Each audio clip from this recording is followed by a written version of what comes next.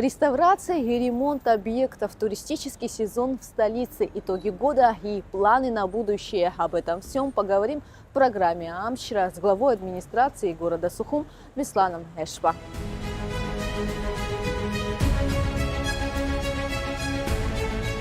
Здравствуйте, Беслан Федорович. Спасибо, что согласились встретиться, побеседовать. Мы сегодня подводим итоги 2023 года. И сразу же начну с первого вопроса. Каким был уходящий год в бюджетной сфере для столицы? Какие расходы, доходы? Чего удалось достигнуть в уходящем году? Спасибо. Это, наверное, самый важный вопрос к концу года, когда подводишь итоги финансовые, бюджетные, разумеется. Ну и те работы, которые нам можно было выполнить в этом году, что было запланировано, что не удалось реализовать, что удалось реализовать. Но в первую очередь, конечно, я считаю, что нам всем вместе и городу в том числе удалось провести на высоком уровне празднование 30-летия Победы. Было несколько мероприятий, как вы знаете. Это и День города, и День освобождения города, и самое главное, нам всем удалось и проведение парада, и такой праздничный концерт на нашем Сухумском стадионе. Это из таких приятных вещей. Бюджет этого года, он принимался, если говорить уже об администрации, принимался в размере 1 миллиарда 420 миллионов рублей. Потом он изменился по доходной части, я имею в виду, на 1 миллиард 520. Вот. В итоге мы уже бюджет выполнили. Весь декабрь месяц идет плюсовым, так скажем. И не только выполнили за год, но еще и ежемесячные, в принципе, поступления в бюджет все были с превышением более 110%. Поэтому рассчитываем, что завершать будем год приблизительно с исполнением, с превышением, значит, исполнения порядка 117% по году. Если в цифрах, то это вот 1 миллиард 520 плюс 17%, это где-то 1 миллиард 700 и более. Это что касается доходов. Что касается расходов, с учетом того, что у нас была неплохая подушка денежная, с которой мы зашли с 22-23 год, там больше 150 миллионов рублей. Нам эти деньги тоже удалось, значит, в этом году, скажем так, освоить. Сейчас остался уже несколько дней до начала Нового года. В результате этого и других платежей, я тоже, наверное, потом скажу, мы приблизились к 2 миллиардам рублей по расходам. Поэтому считаю, что финансовый год удался, вот, и много чего удалось сделать. И я много раз говорил о том, что хотелось бы к 30-летию Победы сделать несколько литерных таких вещей по городу Сухум. Да, это тоже, наверное, отдельно отметим. А так можно сказать, что год был успешным. Не было катаклизмов таких серьезных, как в других городах нашей страны, вот, в том числе в Гаграх, в Гудаутах, в Ачимчирском районе. Были, конечно, стихийные бедствия, но, значит, не было таких серьезных повреждений, как это было в ранних годах, в 2021-2022 году и так далее. Ну, тут тоже есть свои нюансы, почему удалось избежать. Какова вообще занятость населения по городу? Ну, это, наверное, для любого руководителя, не только города, но и для страны, наверное, очень важно. Занятость населения у нас, наверное, лучший показатель по стране, с учетом того, что у нас все госучреждения в основном расположены в городе, но здесь тоже есть свои нюансы. Сейчас скажу, у нас из приблизительно 75 тысяч жителей 38,5 тысяч являются трудоспособными. Да? Это и статистика подтверждает, и все те данные, которые собирает администрация. Вот. Из 38,5 тысяч 25 тысяч заняты. Это официально, где-то они работают, ведется учет, получают заработные платы. В это количество входят все государственные служащие, это и правительство, и администрация президента, и госучреждения все, и администрация города, муниципальные учреждения, муниципальные унитарные предприятия, ну и бизнес, конечно. Итого у нас с вами получается 67%, да, занятых. В принципе, я не говорю, что это самый лучший показатель, какой должен. Конечно, надо стремиться к 100%, да, и чтобы у людей была возможность выбора и так далее. Ну, к этому мы все идем. Я скажу, что так, за 2 года наблюдений и отслеживания ситуации мы из 52% пришли к 67%. То есть у нас статистика 2021 года, по тем же данным, как мы их собирали, у нас была занятость 52%. Сегодня мы можем смело говорить, что по результатам 2023 года у нас занятость 67%. Еще раз повторюсь, Это все государственные служащие, все индивидуальные предприниматели, их у нас 3500, в которых трудятся 1800 человек, да, это получается у нас чуть больше 5000. Ну и все остальные это уже юридические лица, крупные предприятия, которые у нас расположены, да, там в том числе бюджетообразующие. В городе постоянно проводятся работы по замене водопроводов, по асфальтированию дорог. Что в уходящем году было сделано и какие затраты, сколько средств выделено? Ну, смотрите, мы начинали этот год по ремонтным работам, начинали, имеется в виду, финансовые такие были у нас предусмотренные возможности, порядка 95 миллионов рублей. Вот. В результате хочу сказать, что ввиду того, что у нас был переходящий остаток по бюджету, и депутаты нас услышали, мы их попросили, когда прошли первый квартал успешно 2023 года, в том плане, что поступления в бюджет были необходимые, плюс с превышением, как я уже сказал, у нас появилась возможность перераспределить эти деньги, с которыми мы зашли в 2023 год, и в результате у нас вышло, что мы смогли, завершаем освоение этих средств, порядка 300 миллионов рублей. Вот и нам удалось сделать многое в этом году, я считаю, да, более 100 мероприятий по городу, крупных, разумеется, это и восстанавливаем фуникулер, если мы пошли в этот проект сознательно, он не дешевый на самом деле, да, там порядка 20 миллионов рублей, наверное, вот так, да, там у нас колоннада 10 миллионов, 5 миллионов фонтан, верхняя площадка, еще туда будут установлены столбы, это немножко в следующем году уже, правда, просто мы уже не умещались. Вот, масштабные работы по очистке ведутся на нашем, да, много было просьб по этому поводу, да, привести фуникулер в порядок, потому что это место такое притяжения, общественное пространство, которое любят наши жители города и гости столицы, прекрасные виды на город открываются.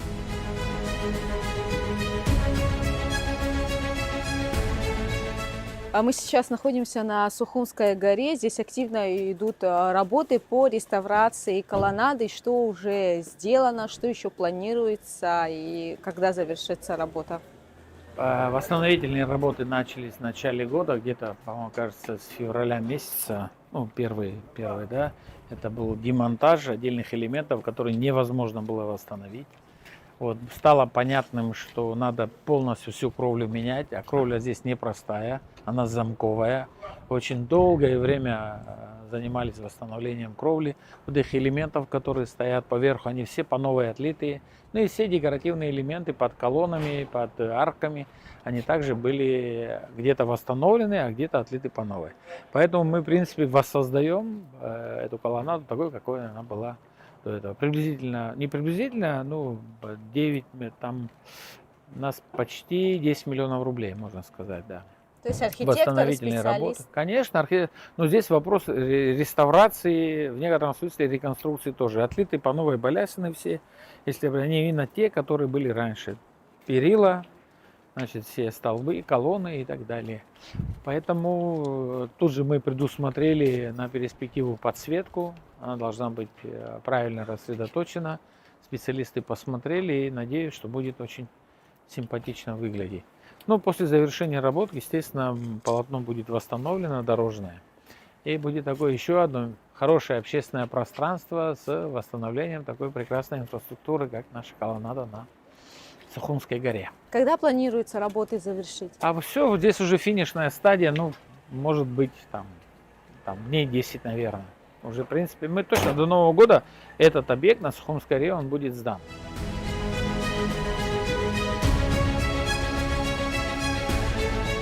Этот фонтан, его идет реставрация в данный момент, да? Что планируется? Планируется ли его воссоздать в том виде, в котором он был? Кто к этому привлечен? Да, этот фонтан, это тоже историко-культурное наследие. Вот, мы восстанавливаем его в первозданном виде. Вот, занимается наша организация Горстрой, понятно, нанятые подрядные организации, которые очень аккуратно. И это долгий процесс уже, на самом деле, месяца 4 только, по-моему, этим фонтаном. В первую очередь, конечно, все коммуникации подведены, сама чаша уже полностью, имеется в виду дно чаши, оно уже убрали всякие протечки и так далее. Сейчас осталось восстановить вот отлитые новые элементы, их монтаж, и для того, чтобы уже воссоздать полноценный вид. И до конца года мы, наверное, все вот эти работы, которые, так скажем, черновые, будут выполнены. Все элементы должны стать на место, а уже, так скажем, косметику будем наводить в следующем году. Приблизительно около 5 миллионов рублей. Это вместе с коммуникациями, с насосами, с отделочными работами и восстановительными работами. Это с только отлитием. на фонтан Это получается? только фонтан, да. Это только фонтан. Это такое дорогостоящее, на самом деле, мероприятие, потому что когда ты покупаешь что-то готовое, ставишь это одно, а когда приходится каждую тут изюминку учесть, то это такая немножко работа. Во-первых, по времени затягивает, но и тоже должны работать специалисты. Их не так много в Абхазии, да, там они всегда, как обычно, заняты, поэтому такие вот уникальные вещи приходится немножко в долгую, поэтому идет затяжной процесс. В этой местности вообще какая ситуация была раньше? Сколько лет была такая Ну, ситуация? Здесь был лес, так Лес, говорят. да. Мы сейчас, да, многие, кто поднимается, наши жители на фуникулер, конечно, мы слышим то, что нам говорят, что спасибо, что вы занялись фуникулером. Ну, территория огромная на самом деле, и долгие годы здесь не проводились работы по зачистке сухостоя, порослей, колючек, там и всякого рода разных растений. Вот в строгом соответствии с нормами, которые есть, все такие деревья и другие, значит, кустарники, которые можно оставить для того, чтобы не закрывали вид, не наводили дополнительный мусор и так далее, они все, конечно, убираются. И уже, в принципе, тоже движется к завершению. То есть работы по Я очистке думаю, что, еще идут? конечно, да, идут еще пока много. Ну, здесь тут открылись новые виды. Вы пока поднимались мы наверх, мы увидели с вами, что открылись новые виды на город, которые, новые виды как? Они когда-то были, да, сейчас мы их просто восстановили, дали возможность любоваться нашей столицей и со стороны Сухумской горы.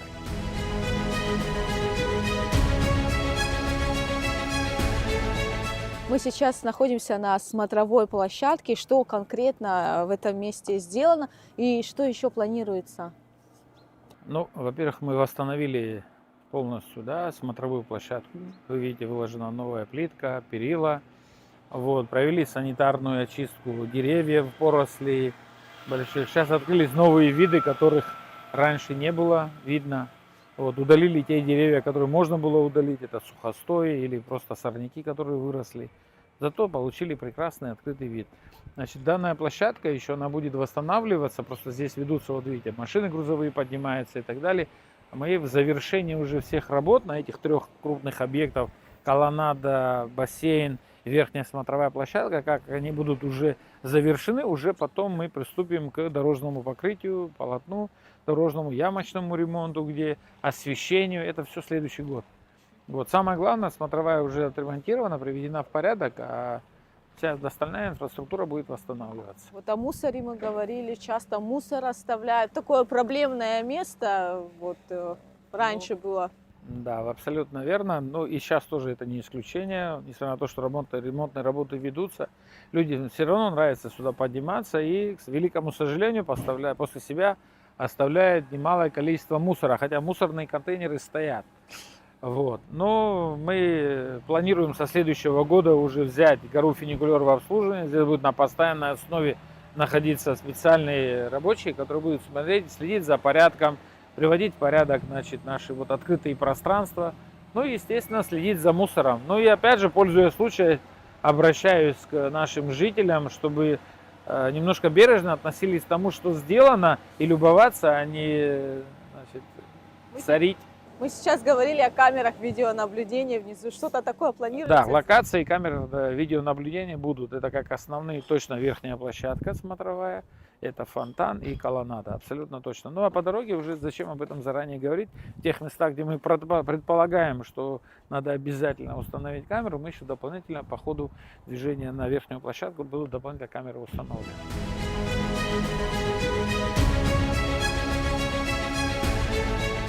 Конечно, восстановление нашего Красного моста Вот, он нам обошелся порядка 9 миллионов 900 тысяч. Были сложные работы на самом деле, там не хватало целых пролетов. Коммуникации были выведены за пределы моста, сейчас они упакованы правильно вовнутрь, да, там проведена полная ревизия, восстановили все, что было из декоративной части, если обратили внимание, подняли старые фотографии, выявили эти вещи, и под заказ все это дело выполнялось. Хотелось, конечно, воссоздать, как оно было, значит, на момент, когда его открывали.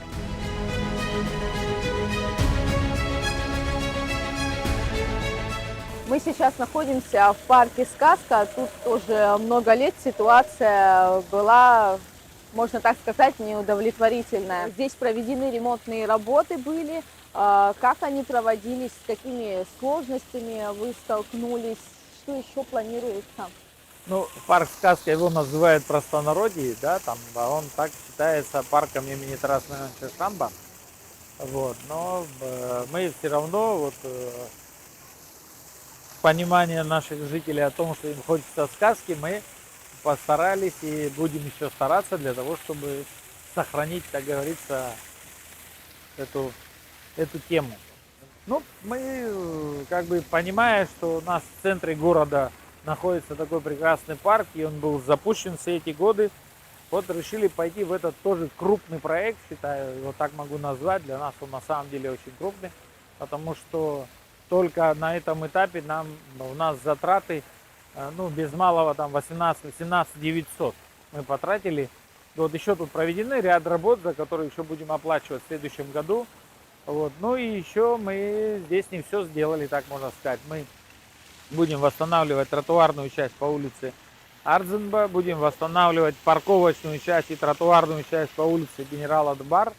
Вот это тоже пока не сделано. Вот, и будем обустраивать вот эту так называемую детскую зону. Помимо этого здесь более 40 лавочек установлено, восстановлены столбы индоевропейского телеграфа, полностью восстановлены, таблички указаны вместе с QR-кодами, когда это было сделано и для чего это было сделано, какой телеграф проходил. Ну да, понятно, освещение новое. И в следующем году будем еще планировать установку видеонаблюдения. Вот. Поэтому, да, нам еще не удалось пока восстановить, значит, туалетную часть, бытовку. Там внутри имеется в виду, снаружи там мы его снаружи привели в порядок, но внутри будем делать в следующем году. Ну и два слова, наверное, за вот детскую зону пройдем. Здесь планируется детская зона, детская площадка, как я поняла, и вот эти игрушки, их много тоже обсуждали в соцсетях, говорили, что нужны другие. Что здесь конкретно планируется в этой зоне, что здесь будет? Ну, во-первых, здесь исторически стояла карусель. Кто помните, из тех сухумцев, которые еще живут в городе, да, здесь традиционно была детская карусель раз, и здесь были еще другие разные развлекательные, значит, объекты для детей. Поэтому с учетом того, что мы здесь и планируем установить карусель, вот эта площадка, которая сейчас уже выровнена, залита, вот, мы в будущем году хотим установить здесь карусель, и вокруг, значит, вот этой детской зоны, вот ту часть, кстати, мы будем загораживать металлическим забором, он у нас остался, тот, который здесь стоял, учитывая, что здесь будет, ну, приличное количество детей, чтобы не выбегали на дорогу. Мы, значит, до середины парка по улице Ардзенба до парковочной зоны будет у нас металлический забор. Вот. Ну и вот эти ростовые куклы, которые мы приобрели, уже давно их надо немножко подреставрировать, потому что они давно были куплены, и, значит, немножко краска отошла, мы их, конечно, восстановим. Но я вам так скажу, я слышал там в социальных сетях, не слышал, видел, сам читал возмущение, там, зачем это надо было. Я вижу и, во-первых, знал, что детям будет нравиться, да.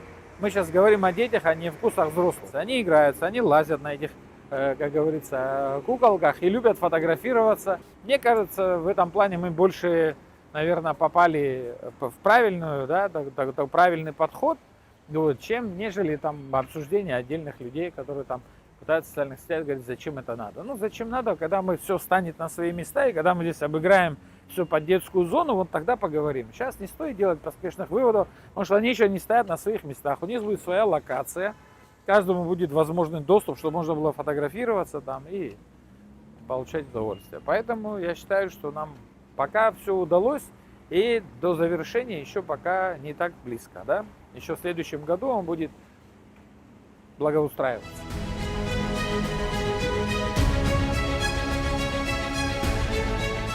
Что касается дорог, значит, у нас порядка 60 миллионов рублей предусмотрено было в этом году. Вот, мы завершаем их освоение. Значит, у нас несколько улиц, такие как Дагестанская, как улица Дарсалия, потом Убыхская. Вот эти улицы, они восстановлены, если посмотрите. Значит, по улице Лакоба были проведены восстановительные работы. Улицу Арзамба масштабно восстанавливаем от улицы Агумава до улицы Титова. Там только коммуникаций больше 30 миллионов рублей.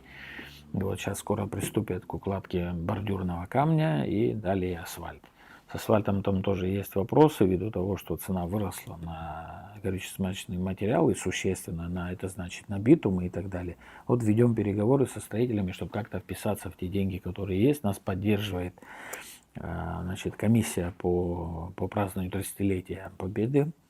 Вот я запросил, нам сейчас вот решается вопрос, о какой сумме, потому что мы не вписываемся теми деньгами, которые мы запланировали по этим работам. Вот, ну и многое другое. Эти работы практически средств вашего Так, бюджета. городской бюджет, те средства, которые я вначале озвучил, там более 100 мероприятий на сумму приблизительно 300 миллионов рублей. Могу так отдельно сказать, в этом году беспрецедентное количество детских площадок, 17, да, на сумму порядка 9 миллионов рублей.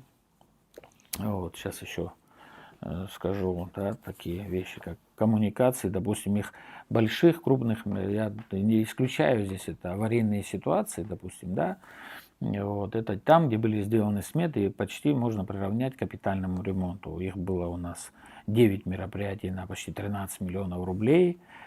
Что касается многоквартирных домов и дворов, это было восстановление, значит, и покрытие, и ремонт подъездов, и коммуникаций во дворах. Таких у нас мероприятий 25. Могу даже по названиям пройтись, но это очень большое время. Ну, жители обращаются, 27. реагируете и Да, решаете конечно. вопрос. Ну, там есть, где обращаются жители, а где мы видим, что коммуникация, когда случается авария, ты понимаешь, что ты ее локально не решишь, тогда приходится идти уже на серьезные затраты. Мы восстановили восстановили вот, 10 остановочных комплексов, еще, может быть, 2 успеваем до конца года. Почистили, вот я к тому, что нам удалось избежать стихийных бедствий. Мы очистили речки, если помните, Баслу к концу прошлого года, немножко в начале этого года, и, значит, Адзябши, Гариквару в этом году. Поэтому и подтопление нам удалось избежать, считаю. Но придется, наверное, весной тоже пройти ревизию и провести уже не такие масштабные работы, которые мы проводили, а, ну, может, поменьше. Да? На эти работы тоже было немало Это средств. все, да, это немало средств, я вам скажу, вместе, если считать Баслу, Адзябши, Гариквару, порядка 30 миллионов рублей. Все 3 речки. Тротуарная плитка в этом году тоже беспрецедентно, да, получается у нас по улице Аяйра и многих других, 7 мероприятий на 12,5 миллионов рублей, работы еще не до конца выполнены, если можно наблюдать по улице Аяйра, на улицу Чанба вышли, там инициатива депутатов тоже присутствует, что на улице Аяйра и что на улице Чанба. Вот, значит, ремонт улиц, о которых вы говорили, у нас таких больших мероприятий 14. Вот. Ну и многое-многое другое. Я вот уже сказал, что общая сумма у нас вышла порядка 300 миллионов рублей. Не думаю, что в следующем году будет такая, но мы будем стремиться по максимуму. Что мы я уже сказал, что бюджет мы выполнили этого года, а сейчас идут только плюсовые. Это то, что было перевыполнено за месяц.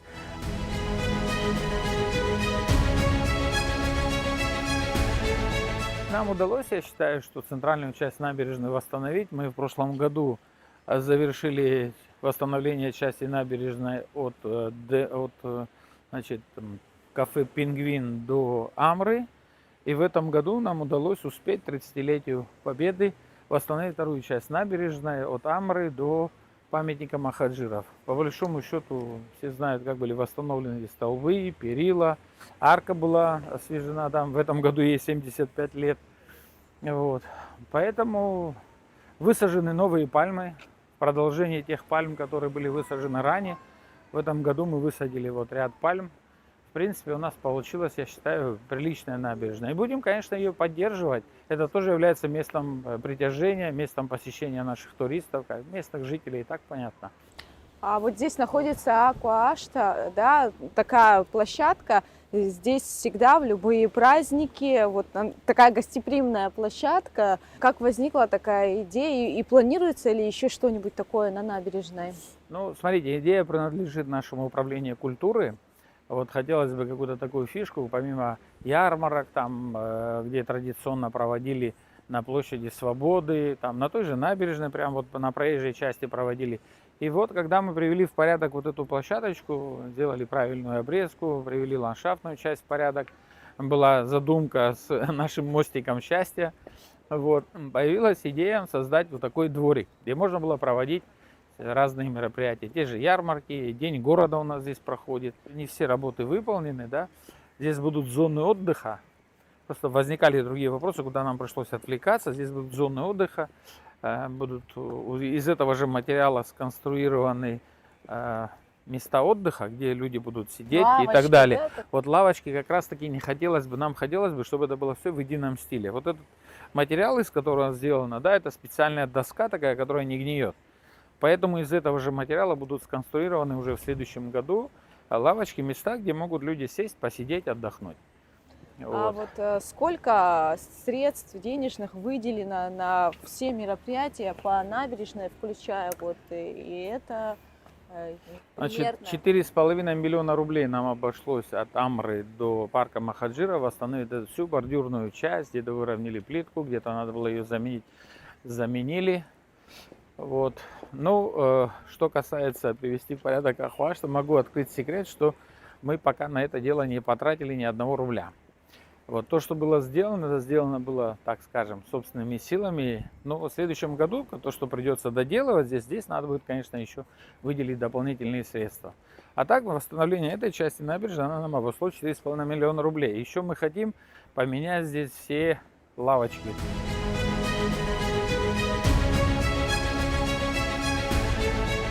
Перейдем к другой теме, поговорим о повышении зарплат и о социальных выплатах. Повысятся ли они в этом году и социальные выплаты?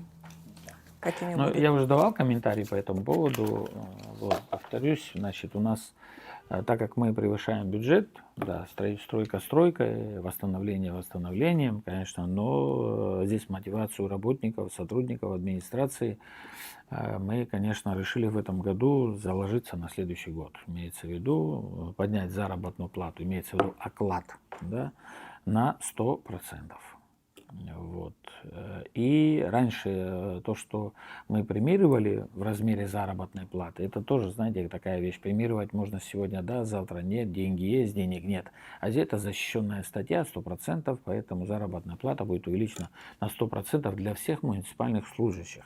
Хочу здесь сказать оговорку некоторую, потому что многие задаются вопросом, а вот мы там учителя, медики, другие работники социального, те, кто получает российскую доплату, их это не коснется. То есть мы здесь выравниваем возможности тех, которые не получают, а их много на самом деле, да. Вот, поэтому, по большому счету, весь административный персонал, который есть в самой администрации и во всех структурных подразделениях, муниципальных учреждениях, в общем, если в денежном выражении, это 120 миллионов рублей. Плюс, что касается социальных выплат, да, там у нас несколько категорий, это многодетные семьи, это матери-одиночки, это инвалиды с детства, инвалиды первой группы и за рождение ребенка. Вот эти все категории, они практически, ну, есть категории, где на все 100%, ну, есть там, допустим, где многодетные семьи, тот, кто получал 600 рублей, будет получать 1000 рублей, это 3 детей, где, допустим, 4 детей, там было 900, будет получать, там, по-моему, около 2000 рублей. И там, где было 1000 рублей, там тоже будет иметься в виду от 5 и выше. То есть, в принципе, а все остальные, вот одинокие матери и так далее, они все будут получать на 100%. Если мы за рождение ребенка в этом году мы подняли на 2500, было 5000 рублей, подняли на 2500, в итоге вышло 7,5, то со следующего года это будет 10 тысяч рублей. Вот. Все это планы, о которых я говорю, это все сформированный бюджет, он уже в первом чтении прошел городское собрание, сейчас ждем очередного заседания, но по этим социальным вопросам у ребят вопросов нет.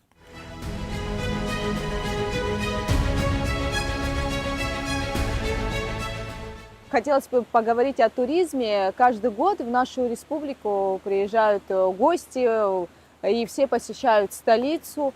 Вот в этом году какой был сезон туристический для нашей столицы и какие туристические объекты крупные здесь работали и сколько их? Туристический сезон уже много лет, да, у нас в республике, и Сухум не исключение, он насыщенный, да. Можно сказать, что город Сухум посетило с тем, чтобы остановиться на сутки и более, порядка 20 тысяч. Вот. У нас в городе порядка 112 объектов размещения, и коллективных средств размещения у нас 45. Вот. Если говорить вообще о потенциале и возможностях, да, то развиваться есть куда. У нас много объектов историко-культурного наследия для посещения и туристов, это экскурсии. Значит, у нас ботанический сад, кстати, в этом году приличное превышение, у них порядка 40 тысяч туристов посетили ботанический сад. Обезьяний питомник тоже порядка 20 тысяч. Вот. Ну и все излюбленные места, это музеи те же наши, музей денежный, музей денег посещают. Нашу любимую Брехаловку, набережную, надо сказать, какой доход принесли, да, наши туристические, скажем, объекты. Вообще из средств размещения, коллективных средств размещения, вообще любых средств размещения, значит, мы наблюдаем оборот порядка 350, почти 360 миллионов. Да? Ну, НДС тут сразу можно определить, это 10%, плюс налог на прибыль, тот, который попадает в городской бюджет, 10, чуть более 10 миллионов рублей. И так можно сказать, что 50 миллионов рублей сегодня попало в городской бюджет. Не в городской бюджет республиканский, из которых там 10 с копеечками попало в городской бюджет, остальное в республиканский. Вот так можно выразиться. Но это же не строится только из средств размещения. Тут же включаются у нас экскурсии. Это не попадает в этот товарооборот. Значит, туристы попадают в магазины наши, покупают сувениры, попадают на рынок, покупают продукты, посещают там еще другим, пьют кофе, там, допустим, рестораны, кафе. Этих денег мы, честно говоря, ну, можно увидеть только в общем товарообороте. А рост присутствует серьезный. Откуда у нас с вами появляются дополнительные возможности в бюджете? Они появляются за счет увеличения товарооборота, хотя многие могут сказать, что там инфляция, рост цен, но ну, точно нет инфляции на 25-30%. Я уже говорил когда про цифры бюджета. Мы приняли бюджет 1,5 миллиарда, а по расходам уже пришли к 2 миллиардам. Разве такое бывает? Или давайте я вам другую цифру назову. Мы в 2020 году пришли на работу, у нас был бюджет 1,1 миллиард. Сегодня к 2 миллиардам мы приблизились. Таких инфляций не бывает, их таковых нет. 10%, ну чуть больше может быть, там 15% может быть, такое и есть. К великому сожалению, такие подсчеты не ведутся, но можно ориентироваться на ту же Российскую Федерацию, взять их показатели, потому что мы на 90%, может даже более, приобретаем продукцию, которая произведена в Российской Федерации. Поэтому здесь другой инфляции нет и быть не может. Да, рост цен на топливо есть. Я вам больше скажу. У нас вот десяток предприятий, которые являются основными налогоплательщиками. Вот, это там такие как Вина и воды Абхазии, Аквафон, Амобайл. Наше совместное предприятие с компанией Роснефть, розничная торговля, пивоваренный завод, компания Премиум, там вот десяток предприятий. У них оборот приблизительно там, вот только у пивзавода там порядка 500 миллионов, которые заплатили, кстати, порядка 50 миллионов рублей налогов. А вот, допустим, Вина и воды Абхазии, там у них порядка миллиарда рублей оборот, они заплатили 100 миллионов, попало к нам в бюджет. Что касается, допустим, топливной компании, хотя там тоже, правда, оборот 2 миллиарда рублей, но мы в виде налогов увидели порядка 50 миллионов. То есть я хочу сказать тому, что не всегда здесь надо ссылаться на инфляцию. То есть ребята работают, и дай бог, чтобы работали дальше, успешный бизнес, приносит доходы, государство получает свою часть и так далее. Вот говоря о объектах размещения по Сухуму, вот сейчас строится, раньше это бывшая гостиница Тбилиси называется, да? Да. Сейчас ее полностью снесли, там будет гостиница. Или отель, да? Да, там будет гостиница. Вот, мы думаем, что там, сейчас они пока еще проект не представили, концептуально показали нам, как это будет выглядеть, да, вот, но И таких проектов уже есть реализованы, восстановлено, допустим, несколько корпусов. Вот сейчас второй корпус завершается на бывших территориях МВО, ПВО. Там, кстати, добавились по койко-местам 1200 койко-мест за счет того, что один объект только восстановился. Те, кто будут строить на месте бывшей гостиницы «Нарт», ну, Тбилиси так называемая, да, они же будут реализовывать похожий проект в районе Красного моста. Имеется в виду рядом с той гостиницей, которую сейчас запустили вот тоже недавно. Но там тоже, наверное, в сумме это выйдет порядка 1500 койко-мест. И и один, и другой проект, они вот как бы тоже гостиницы, отели. ПВО отремонтирован, он в этом году работает, там еще работы ведутся. Да, дополнительный корпус восстанавливается. Да, другой корпус восстанавливается. Какие-то еще планы по МВО будут или по ПВО? Что-то еще планируется такое? Значит, это республиканский объект. Про планы мы только можем слышать, там специально. Ну, факт то, что они переданы в аренду, туда инвестировано более миллиарда рублей. План у них 2,5 миллиарда, это из общих цифр, которые я знаю. За счет того, что они вложили миллиард рублей, мы увидели, что заработали 1200 койко-мест. Значит, если еще 1,5 миллиарда, ну где-то еще, наверное, плюс будет где-то порядка более 1000 еще будет дополнительных койко-мест. Поэтому это занятость, это доходы, это реализация товаров, услуг.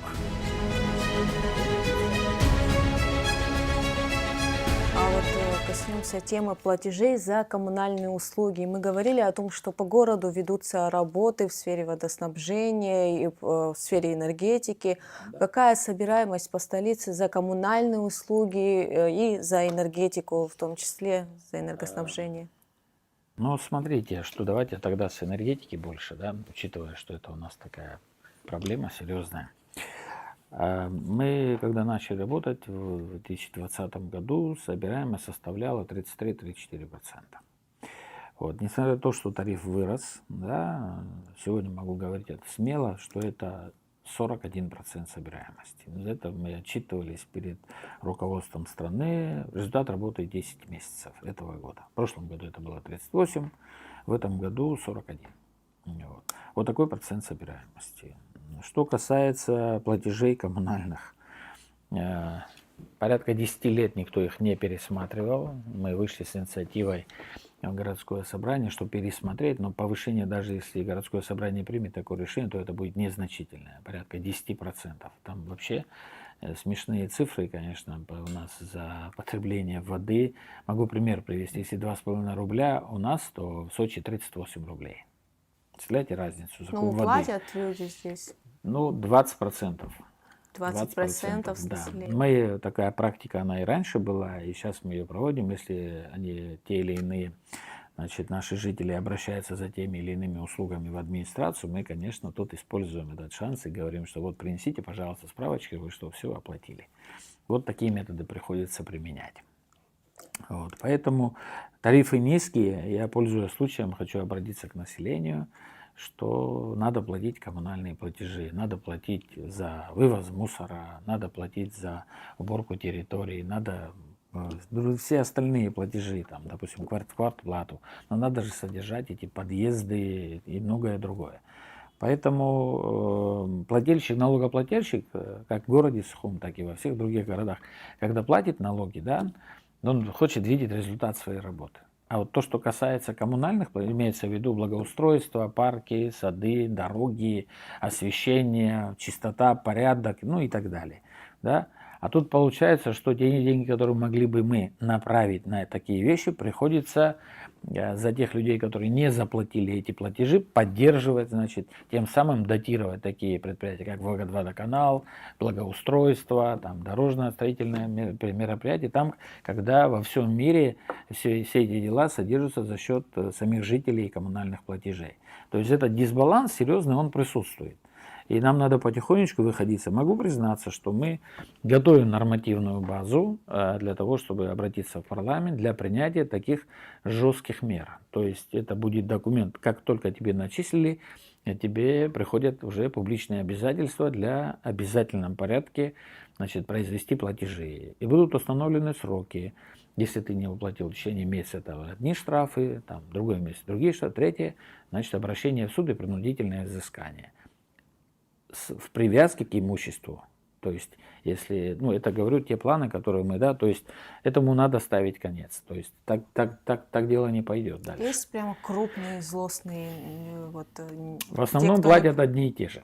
В основном платят одни и те же. Те, кто не платили, они и дальше продолжают не платить. Но мы, конечно, еще раз говорю, не какие-то рычаги включаем, но нормативной базы не хватает для того, чтобы заставить людей произвести те или иные платы за коммунальные. Поэтому над этим мы работаем уже, честно говоря, давно. И прям брать какой-то конкретный опыт, не каждый опыт может быть применим в Абхазии. У нас своя специфика и так далее. И уровень жизни, уровень заработных плат, уровень прожиточного минимума. Ну, вот поэтому приходится сидеть и самим, то есть заниматься творчеством, нормотворчеством в том числе. Поэтому вот уже, в принципе, на выходе мы думали, мы успеем в этом году, до конца года уже обратиться в парламент. Но думаю, что первый квартал следующего года мы такой документ направим. Не потому, что у нас есть законодательная инициатива, а потому, что мы видим и практикующие на месте. Поэтому нам виднее, и те практики, которые есть в других городах, в других странах, мы их только же изучили, мы будем аргументированно готовиться к такой дискуссии.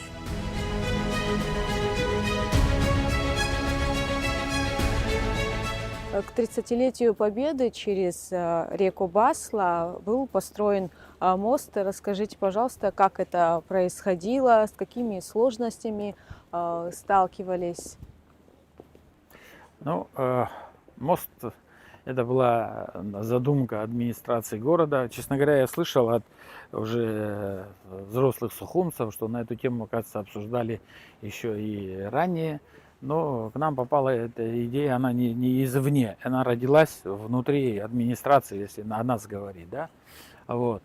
И мы вынашивали эти планы, как-то постараться или привлечь инвестора, или собственными силами реализовать этот проект. Но когда появился инвестор по МВО, ПВО, конечно, мы довели эту информацию до президента и сказали, могли бы вы провести переговоры, может быть, удастся такой проект реализовать, увеличить нашу набережную. Ну, в результате, значит, они дали добро и за счет собственных средств в кратчайшие сроки построили мост через реку Басла.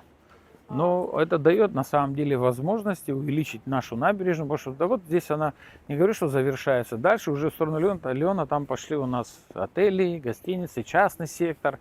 Там уже мы делали, кстати, попытку ограничить парковочные места там, но пока попробуем еще в следующем году, еще не увенчалась эта история с успехом. Поэтому прогуливаться лучше, конечно, было бы в сторону продолжения нашей набережной, прямо до там, объектов Министерства внутренних дел. Это чуть, плюс-минус километр добавляется. Поэтому я считаю, что единственное, что значит, не было сделано в этом году, это будет в следующем году реализовано, это для маломобильных граждан возможность доступности и переместиться на ту сторону. То есть это планируется? Это да? планируется, да, мы договорились с инвесторами, что с нашей стороны, вот с этой, не с нашей, в смысле, и та, и другая сторона наша, но по эту сторону, и по правую сторону, значит, мы реализуем это дело, имеется в виду специализированный лифт для маломобильных и для матерей с детками на колясочках, что будет возможность подняться, пройтись по мосту и перейти на ту сторону, и там же на лифте спуститься. И по деньгам, на самом деле, это не 100, не 200 тысяч, это серьезная конструкция со всеми мерами безопасности, антивандальная и так далее, которая специально предусматривается для таких вещей, которые стоят на открытом пространстве. Поэтому у нас это в планах есть, да, мы это сделаем 100% в следующем году, как только новый финансовый год начнется, мы приступим к его реализации. И тогда он будет доступен уже для всех 100%. Что будет здесь, что планируется? Вот здесь загороженная территория, Да. это тоже наши предприниматели местные, абхазы имеется в виду, и они сейчас занимаются подготовкой проектной документации, будет отель. Нам они сказали, что они выдержат обязательно сухумский стиль, стиль ампир, и это не будет какая-то коробочка, а будет все очень красиво и достойно. Поэтому реализацию тоже, я думаю, начнут, наверное, в следующем году. Сейчас занимается подготовкой документов. А вот по ту сторону, да, лодочная станция, да, старая, она уже не функционирует. Что-то планируется там делать? Планируется ли ее убирать? Или может что-то новое? Ну, смотри, на самом деле эта лодочная станция, она функционирует. Она находится уже, так скажем, в собственности каждого человека, который имеет отношение к этому, да. Вот. У них разделены все это дело по отсекам, где хранят они свой инвентарь. Она действующая на самом деле.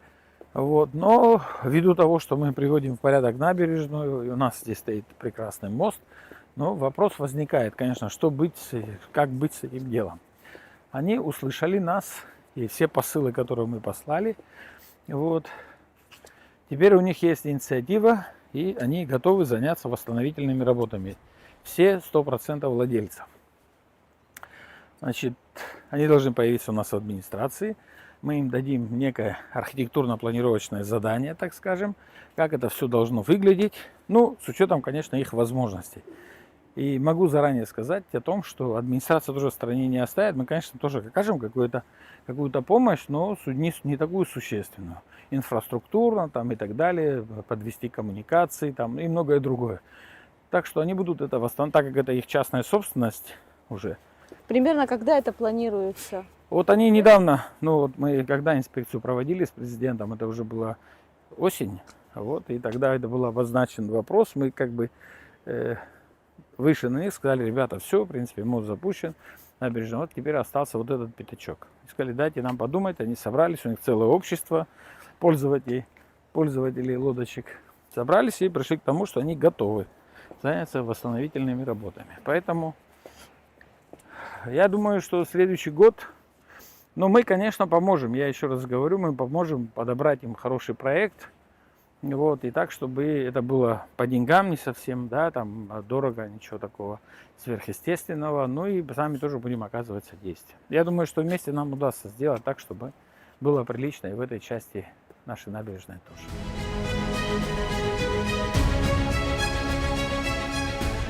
А вот если возвращаться к энергетике, борьба с незаконной добычей криптовалюты, в этом году были ли какие-нибудь крупные майнинг-фермы, которые отключались, и вообще сколько отключено?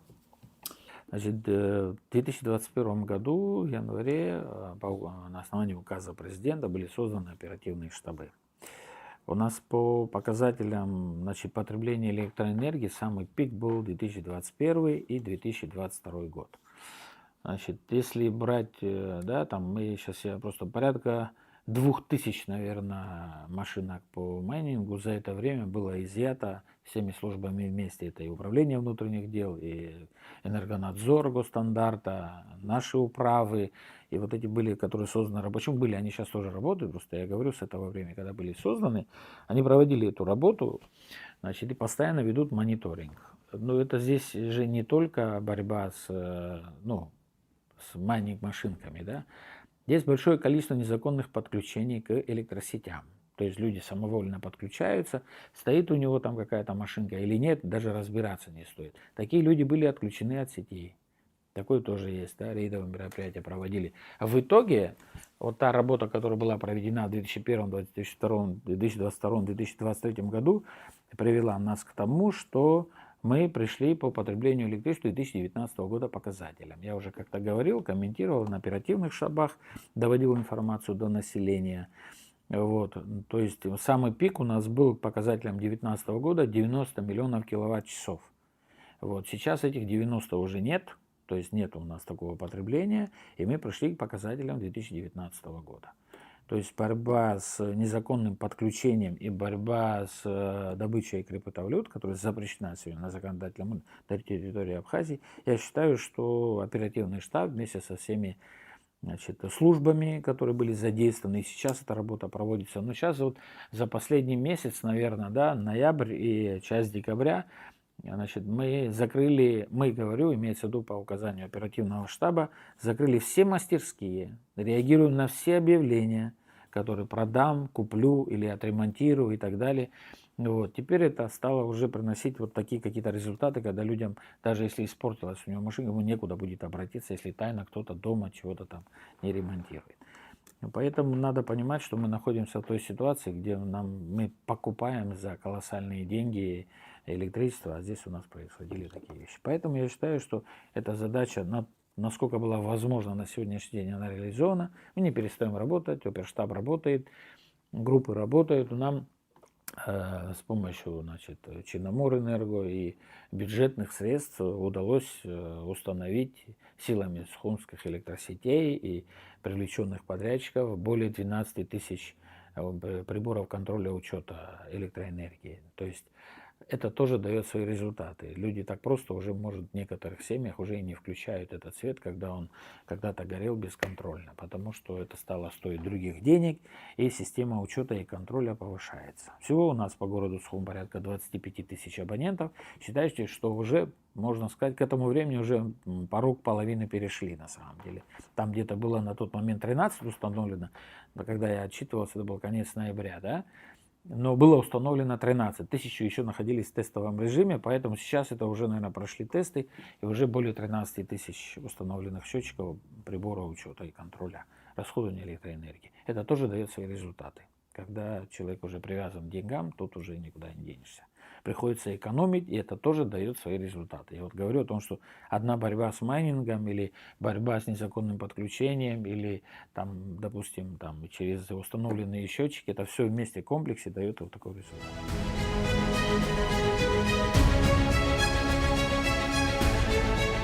Как выдается разрешение на строительство какого-либо объекта и существует ли нарушение по столице в этой сфере? На самом деле это очень непростой вопрос. Вот. Как дается разрешение? Оно дается в рамках действующего законодательства. Да? У нас есть свои полномочия у администрации, это что касается земельного кодекса, что касается архитектурных норм, СНИПов и так далее. Вот. Вряд ли кто-то сможет показать нам документ, который был выдан неправильно или не в соответствии с какими-либо нормативами.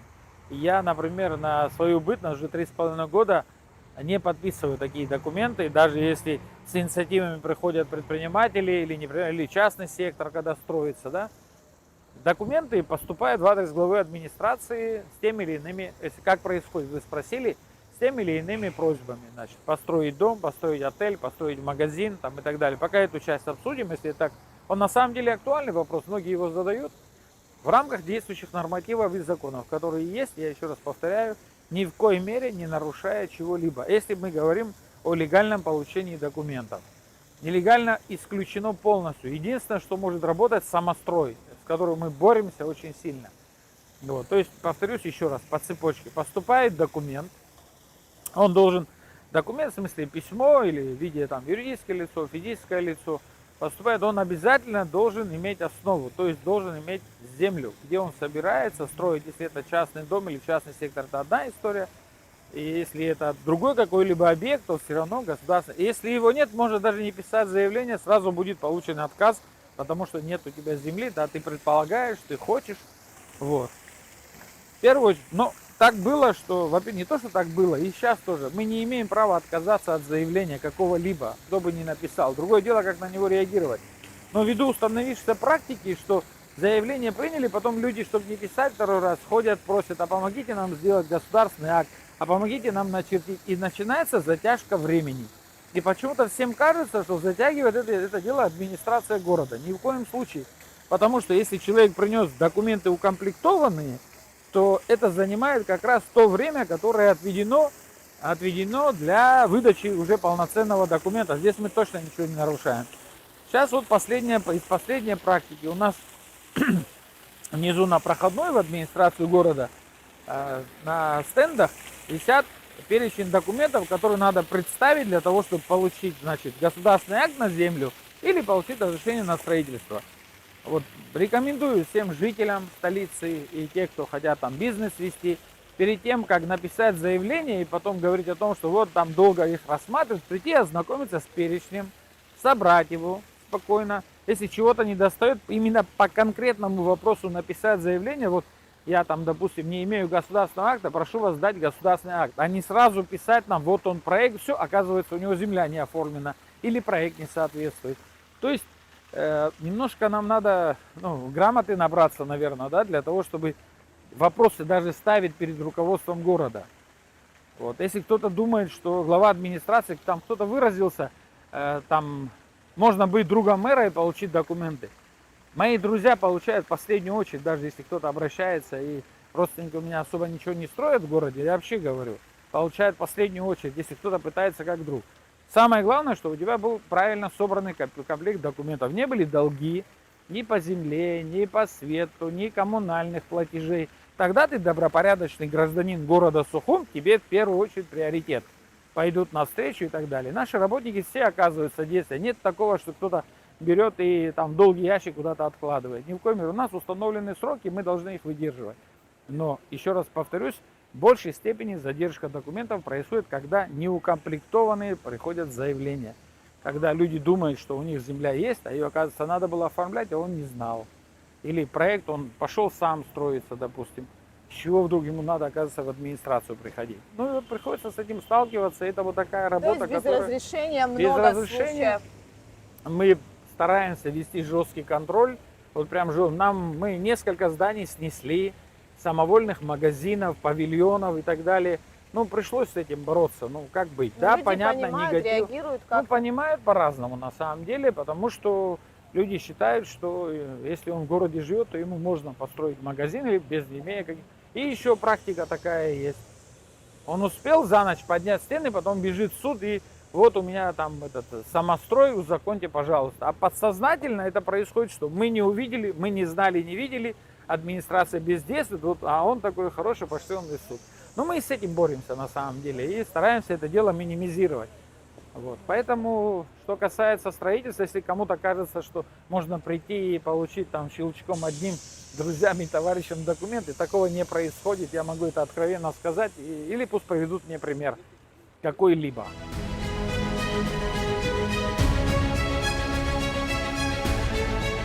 Еще вот одна тема, она касается транспорта. Планируются ли какие-нибудь новые маршруты? И все-таки Абхазия, как туристическая страна, планируется ли вот какое-то время увеличить работы транспорта? На самом деле вопрос такой очень у нас стоит актуально практически каждый день на повестке. Да? Общественный транспорт имеет огромное значение, особенно в абхазских условиях, в городе Сухум и во всей стране, наверное. Но давайте я начну с другого. Начну с тарифов. Что такое 5 рублей за проезд на троллейбусе? За какие деньги можно содержать это предприятие? Ну, конечно, бюджет растет, все хорошо, но у бюджета есть и другие обязательства тоже. Вот мы планируем в следующем году с привлечением кредитных средств, я там веду переговоры с российскими партнерами, посмотрим, как получится. Да, везде нужны залоговые механизмы и так далее. Собственными силами пойти купить за 25 миллионов один троллейбус, который сегодня стоит. Вы представляете, какая ситуация, да? Техника старая, она выходит из строя. Подстанции также, ну, которые обеспечивают, я сейчас пока про троллейбусы, да? Вот. Поэтому задача, она очень сложная. Вот сейчас нам удалось поднять заработные платы не со следующего года, а в этом году водителям троллейбусов, потому что люди перестали даже ходить на работу. То есть они использовали туристический сезон, пошли в найм работать водителем и так далее. Ну, сейчас мы подняли почти вдвое, скажем так, заработную плату. Там сейчас было у них там 8-10, сейчас это 17-18 где-то, да. Вот. Ну, вроде люди вернулись назад, да, но опять же вопрос техники. Мы переговорили с нашим побратимым городом Краснодаром. Вот у них там есть ремонтное предприятие, которое ремонтирует троллейбусы. Была у нас здесь группа экспертов. Нам надо обязательно восстановить хотя бы довести до 10, я сейчас говорю, иду к маршруту, да. Там у нас сейчас работает постоянно 6 троллейбусов, вообще должно быть 10 и 11 ты должен быть на резерве на случай, если что-то выйдет из строя. Вот. Потому что техника встала, она старая и требует таких больших комплексных ремонтов.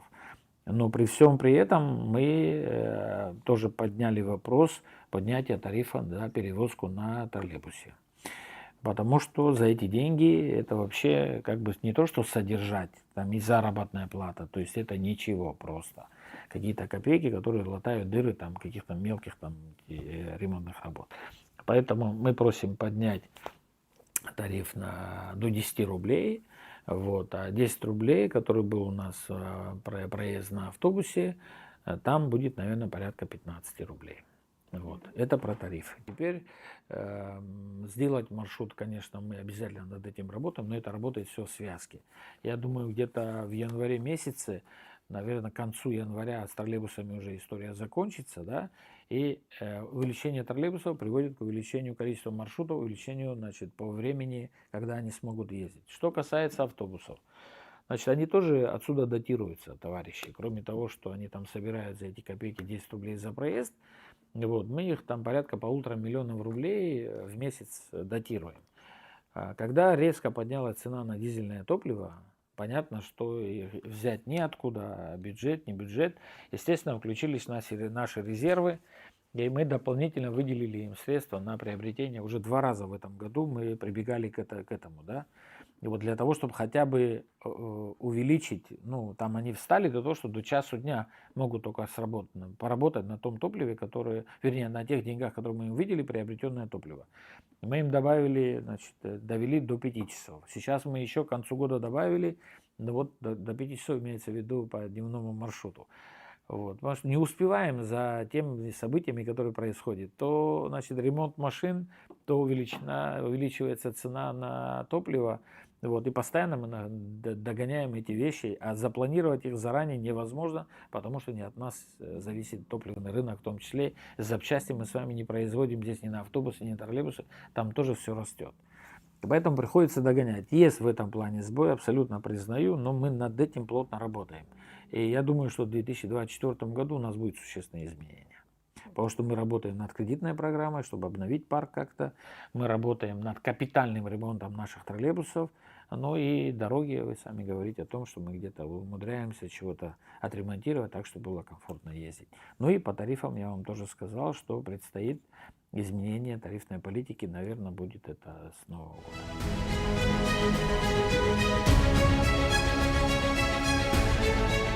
Коснусь еще одной острой темы. Вот она существует в каждом городе нашем. Это бездомные собаки. В одно время этот вопрос и решался, но постоянно фактором является человек. Ну, наверное, не секрет, что мы построили питомник. Да? Слышали многие. Да. На возможность размещения там порядка 80 собак. Он у нас заполнен. Можно съездить потом на экскурсию, посмотреть. Мы его так или иначе содержим. Платим заработную плату, покупаем корм. Вот, но ситуация, получается, не особо изменилась. Теперь изучили опыт, да, ну, весь опыт, который сегодня существует, он выходит к тому, что надо заниматься, ну, утилизацией или, как скажем так, усыплять животных. У нас здесь немножко смелости, наверное, не хватает идти на это дело, да, еще дополнительный опыт изучаем. Сейчас есть еще одна программа, которая лишает там дальнейшего воспроизводства, да, вот. Думаю, что мы еще один опыт попробуем. Конечно же, планируем в следующем году увеличить количество, значит, на питомнике. Порядка 50 мест еще мы организуем, наверное.